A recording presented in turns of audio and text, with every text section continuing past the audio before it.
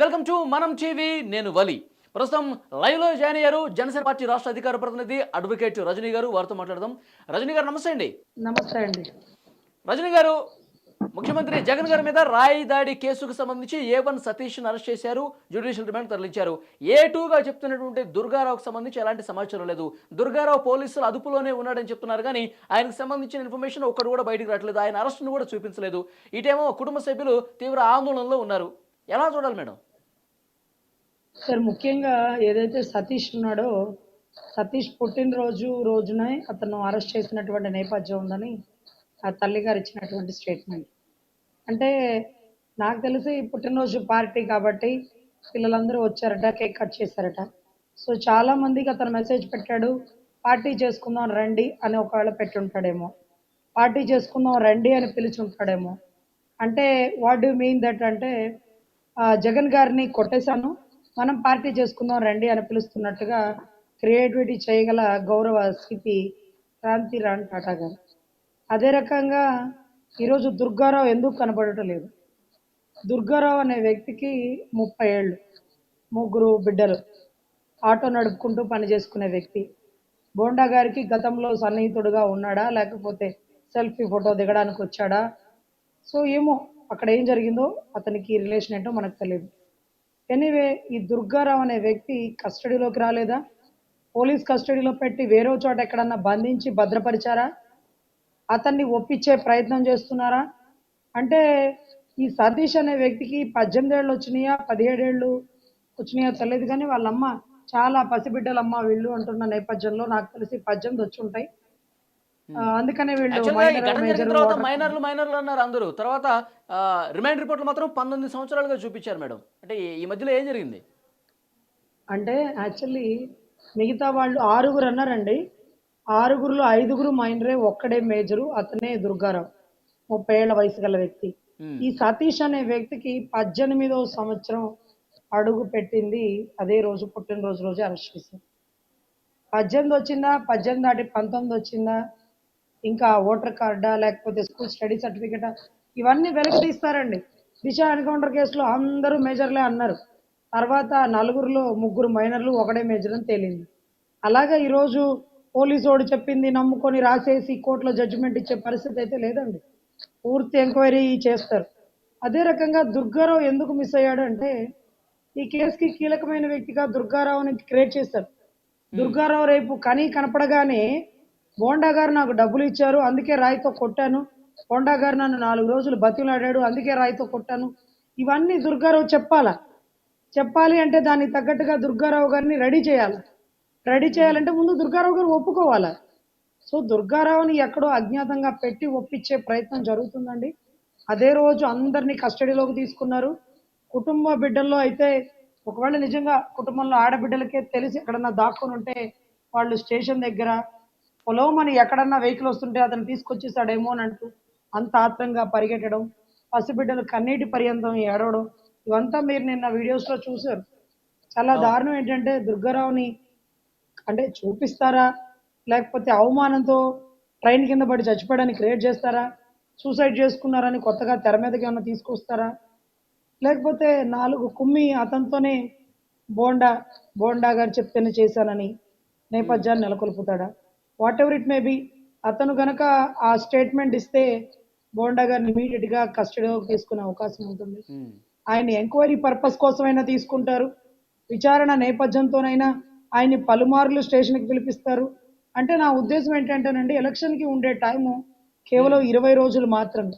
ఈ 20 రోజుల్లో ఆయన ప్రచారంలో ఉండాలా, అక్కడ కూటమి అభ్యర్థి కాబట్టి మిగతా వాళ్ళందరినీ సర్ది చెప్పుకుంటూ ఉండాలా, వీటన్నిటి నేపథ్యంలో ఈ కోర్టు కేసు కొంచెం డిస్టర్బెన్స్ చేసే అవకాశం ఉంటుంది. అందులోనూ ఆయన అరెస్ట్ చేశారు అంటే అసలు విజయవాడ సెంట్రల్ ఒక రకంగా హాట్గా అయిపోతుందండి. అంటే ఆ కోపాగ్ని తట్టుకునే శక్తి లేదు. ఎందుకంటే అక్కడ క్యాస్ట్ బై కమ్యూనిటీలో కూడా బోండా గారు ఒక కాపు కమ్యూనిటీ అయి ఉండడం, అందులోనూ కాపు సోదరులందరూ మద్దతు చూపించడం, బోండా గారు గతంలో కూడా కేవలం 2-3 వేల తేడాతో ఓడిపోవడం, ఆయనకి ఆ గ్రాఫ్ ఉందండి. దానివల్ల కొంత గొడవలు, విధ్వంసాలు జరిపే ప్రయత్నం చేస్తున్నారు. సో ఎనీ టైం ఆయన్ని అరెస్ట్ చేసే అవకాశాలు ఉంటాయి. అదే అరెస్ట్ నిన్నటి అంటే నుంచే పోలీసులు కస్టడీలోకి హడావుడి తీసుకొని కనిపిస్తుందంట విచారణ. రజనీ గారు. బోండమ్మ నివాసం దగ్గర కావచ్చు, టీడీపీ కార్యాలయం దగ్గర కావచ్చు, పోలీసులు ఎస్ సార్. ఎక్కువ మంది రావటం, గుమికూడటం. అదేమంటే మీకు ఇష్యూ జరిగింది కాబట్టి కొంత భద్రత కల్పించడానికి వచ్చామని చెప్పి కొంతమంది కానిస్టేబుల్స్ కూడా అన్నట్టు తెలుస్తుంది. కానీ ఆయన ఏ క్షణమైనా అరెస్ట్ చేసే అవకాశం ఉంది ఈ కేసులు అని చెప్పి పెద్ద ఎత్తున చర్చ జరుగుతుంది మేడం. ఒకవేళ నిజంగా అరెస్ట్ 100% జరిగితే అండి. పరిణామాలు ఎట్లా ఉంటాయి? సార్ 100% పోలీసు వాళ్ళు ముందు 100 మంది వచ్చారు అంటే ఎలా తీసుకెళ్ళిపోవాలి? Back side డోర్‌లోంచి తీసుకెళ్ళాలా? ఎందుకంటే తీసుకెళ్ళేటప్పుడు ఉద్రిక్తత ఎదురవుతుందండి. తీసుకెళ్ళిపోయాక ఏముండదండి ఇక. అంటే అక్కడక్కడ ధర్నాలు చేసినా తీసుకెళ్ళిపోయాక ఏముండదు. తీసుకెళ్ళేటప్పుడు ఆయన్ని పోలీసులు తీసుకెళ్తుంటే జనాలు చుట్టుముట్టడం, పోలీసుల్ని ఇబ్బంది పెట్టడం. అప్పుడు పోలీసులు నన్ను చేయి పెట్టి లాగేశారు, నా చొక్కా కాలర్ పట్టుకున్నాడంటూ అక్కడ ఉండే ఆడవాళ్ళ మీద కూడా, మగవాళ్ళ మీద కూడా ఉమ్, సెక్షన్ 353 కట్టించే కేసులు అవకాశం ఉంటుంది. వీటన్నిటికంటే మించి ఒక 2, 3 రోజుల్లోనే ఇది జరిగే అవకాశాలు ఉందండి. ఎందుకంటే నిన్నటి రోజులోనే పోలీసులు గుమ్మిగూడడం, ఇవాళ రోజు నేను ఆయన్ని పర్సనల్‌గా కలిసాను. ధైర్యంగా ఉండండన్న, ఏ తప్పు చేయనప్పుడు మనకెందుకు భయం? ఎప్పుడూ ఇటువంటి సానుభూతి రాజకీయాలు ఆయనకి అలవాటే కాబట్టి మళ్ళొక ప్లాన్ గీసాడు. అయితే బోండా గారు చెప్పారు, "భయం నాకు కాదమ్మా, అనవసరంగా వడ్డెర కమ్యూనిటీ వాళ్ళని ఇబ్బంది పెడుతున్నాడు. నాదేముంది, నేను తప్పు చేస్తే కదా భయపడాలా? నాకేం పని వాడిని ఎత్తి కొట్టడానికి? నన్ను కొట్టినప్పుడే, మాచర్లలో నా మీద దాడి జరిగినప్పుడే, ఏది విజయవాడలో గాని, కమ్యూనిటీలో వాళ్ళలో గాని ఎప్పుడూ తిరగతిప్పి ధర్నాలే గాని, గొడవ పడడం అనేది గాని ఎప్పుడు చేయలేదు. ఉమ్, ఇప్పుడెందుకు చేస్తా? నాకేం అవసరం? నేను అసలు ఎలక్షన్ హడావుడిలో ఉన్నాను." సాక్ష్యాలు లేని పిదపట కేసు కొట్టేస్తారు. కానీ ఇదంతా ఎంక్వైరీ, వెరిఫికేషన్ అని జరుగుతది. ఎందుకంటే మీకు ఉదాహరణకి మొన్నటి రోజు మంగళగిరిలో నారా లోకేష్ గారిని విచారణ చేశారు. సిఐడి వాళ్ళు తీసుకెళ్ళి. ఉమ్, అంటే పోలీసు వారు రమ్మన్నా, సిఐడి వారు రమ్మన్నా వెళ్ళాల్సిన బాధ్యత ఉంటుంది. కాదు అనడానికి లేదు. సో అవును. ఇప్పుడు కూడా పోలీసులు ఏమీ లేదు సార్, మిమ్మల్ని ఎందుకు అరెస్ట్ చేస్తాం, జస్ట్ క్యాజువల్ విచారణ, దుర్గారావు మీతో దిగిన ఫోటోలు, కొంత కాన్వర్జేషన్, వీటన్నిటికీ మీరు సమాధానం చెప్పాలి. ఆయనెవరో ప్రచారం చేసుకోవడం ఏంటి? వాళ్ళెవరో 200 జెండా మోస్తే ఇవ్వడం ఏంటి? ఉమ్, ఇప్పుడు బోండా గారి ప్రచారం జరుగుతుందనుకోండి. బోండా గారి ప్రచారం జరిగినప్పుడు గలాటా జరిగిందనుకోండి. మీ ప్రచారానికి వచ్చారు కదా!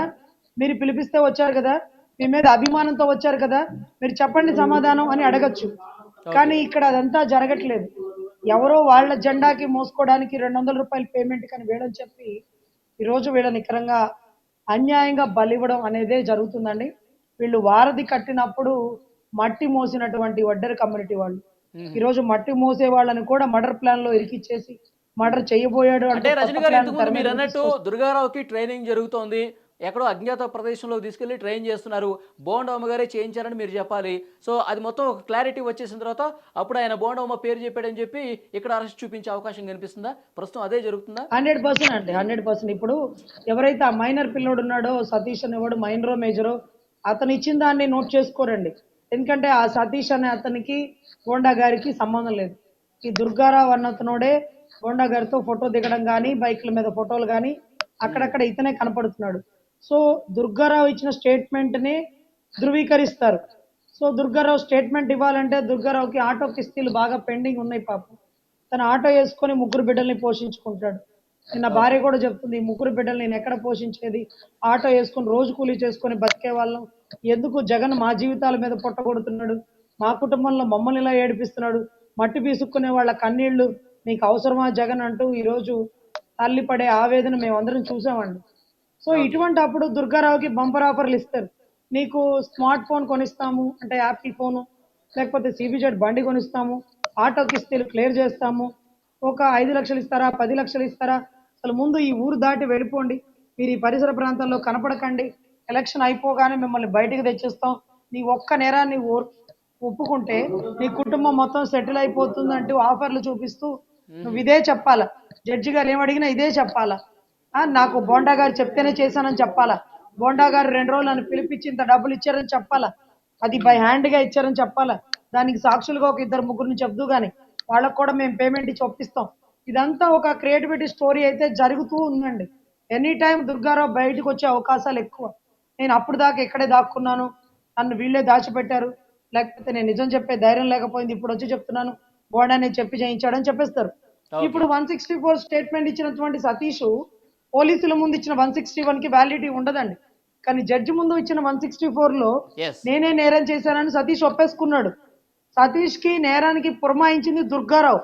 దుర్గారావుని ఎందుకయ్యా సతీష్ తో అలా చెప్పి రాయి వేయించావు అంటే, అవునండి నాకు బోండా గారు డబ్బులు ఇచ్చారు అందుకే నేను సతీష్ తో రాయి వేయించానని చెప్తాడు. ఈ తీగ తీగ తీగ తీగ బోండా గారి కుంభస్థలాన్ని బద్దలు కొడదామని చూస్తుంది. కానీ ఓకే ఇక్కడ ఎవరికి అవకాశం లేదు, ఎవరికి అంత అవసరము లేదు. ఎవరి ఎలక్షన్ ప్రచారంలో వాళ్ళు ఉన్నారు.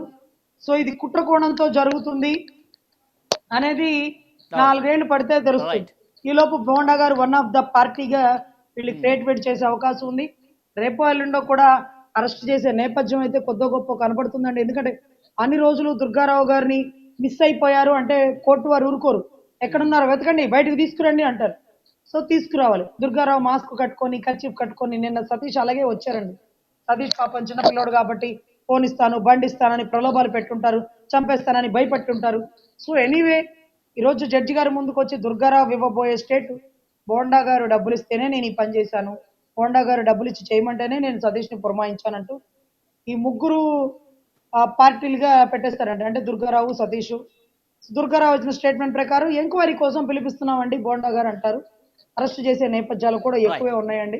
సో ఎనీవే అలర్ట్ గా ఉండాల్సినటువంటి బాధ్యత అయితే రాష్ట్ర ప్రజలకు ఉంది. చూద్దాం మేడం. దుర్గారావు పోలీసులు అదుపులోనే ఉంచుకొని ఇంకా క్లారిటీ ఇస్తున్నట్టుగా కనిపించట్లేదు.